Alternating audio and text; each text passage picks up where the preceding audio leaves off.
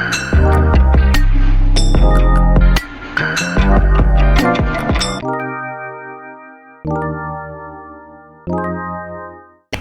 there, welcome to another episode of From Passion to Paycheck, a channel for aspiring solopreneurs and also solopreneurs who not only want to make an income but also create an impact. My name is Shalini and I am a personal branding coach helping solopreneurs, coaches and trainers to build a thriving online business. So today's episode is going to be a little different because I'm going to tackle some of the questions that are frequently asked on my social media. So I have some of my followers who ask me questions about personal branding, especially if they're just getting started.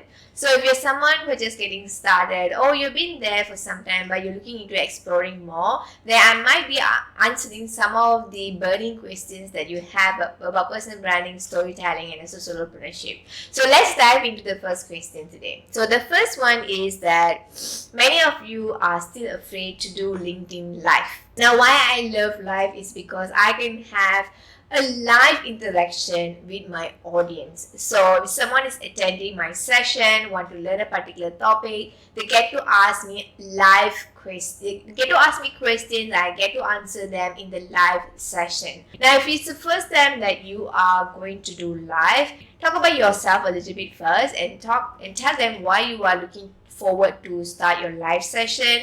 When are you going to do it? Who should attend the sessions? And what kind of topics can they expect from you? So create an introduction LinkedIn Live video first and then dive into the other session. If you're still afraid to do it on your own, bring in guests into your sessions. Okay, so bring in a guest and speak to them. I mean, direct questions to them. That way you're not really the only one talking, you have a guest in the show at the same time. And if you want to do solo show, start with a shorter version. So you can start with 10 to 15 minutes and then go up to 30 minutes. So that's the great thing about running your own LinkedIn Live. You get to bring guests into your show, you get to be solo on the show, you get to interact with your audience one-on-one.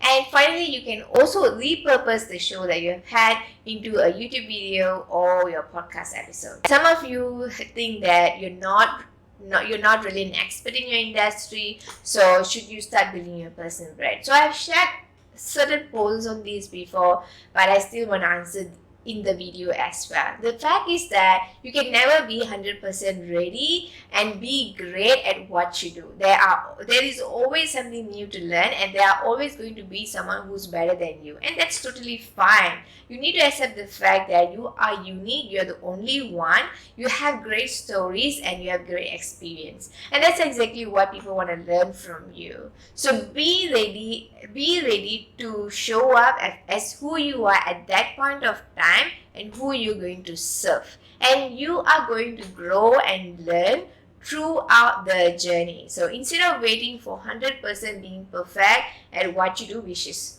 it's not achievable, you're going to keep on learning throughout the journey. So clarity comes from action, not just thoughts. So put in the time and effort and you're going to learn along the way. Another question that I've frequently been asked is also, do I need to look good in my video? Like, how do I look good in my video? This is the fact, right? People are going to evaluate you from the way that you look. Okay, from the way that you look, from the way that you dress. It's something that's undeniable. I want to be truthful here. People are going to look at you, but that is the first impression, guys. Okay, the way you look, the way you dress up, your personality is going to be the first impression. But moving forward, the things that you're going to share with people, the value that you're providing, the personality that you have is what is going to make people together stick to you. Now, another question that I'm frequently being asked is also, should I start with personal brand or company brand? I've also answered this question, but I believe a lot of people are still confused. Now, you start building a personal brand when your business is relying on your expertise to generate the income. So, for example, coaches and trainers, as speakers, they're using their own expertise to run their business. So, if you are in a business where you need a team to work with a client, then you need to start building a company brand. So that means anyone who's going to work with your brand, they're not directly working with you, they're actually working with your team members. So when that moment comes in, when you're building your team, a bigger company, yes, company brands comes together as well. Now, another frequently asked questions is also, when I'm starting, should I start broad or should I niche down? So for any businesses, I always tell them to niche down and focus on your audience and towards your people, because you want to be establish yourself as a go-to person within a certain niche. I always say that you can never experience everything, you cannot be expert in everything possibly, right? So, but you can be special and unique in your specific niche. So if you try to do that, means that you can charge more, you can offer premium services to people. So always niche down, and when you grow bigger, then you can speak about different aspects within your industry itself. Then you can go broader. Now, another very critical question is also, can I share my personal stories on a professional platform like LinkedIn? Now, for me, I truly believe that your personal stories are also professional.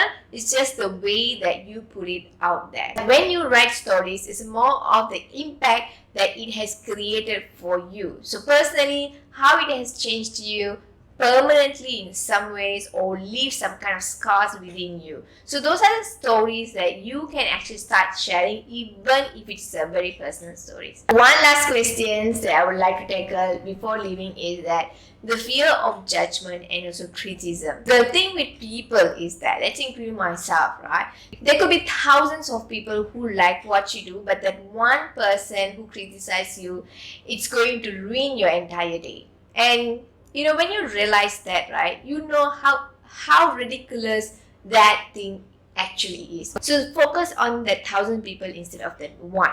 That will help to turn your limiting belief into an empowering belief. I really hope that the episode today have helped you in some ways, because I find that these little things have stopped many people from becoming the best version of themselves.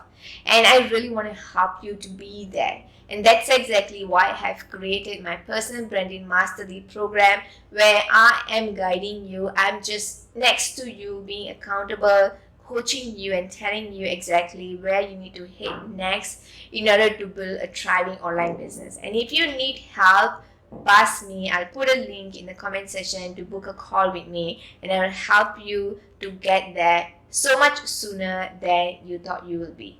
Okay guys, if you've been watching this video until the end, I hope that you've benefited. If you have any other questions, please leave it in the comment section. I'll be happy to answer you. And please don't forget to also subscribe and click the bell button so that you get notification whenever I upload new videos every week. Until then, I will see you in my next video. Bye bye.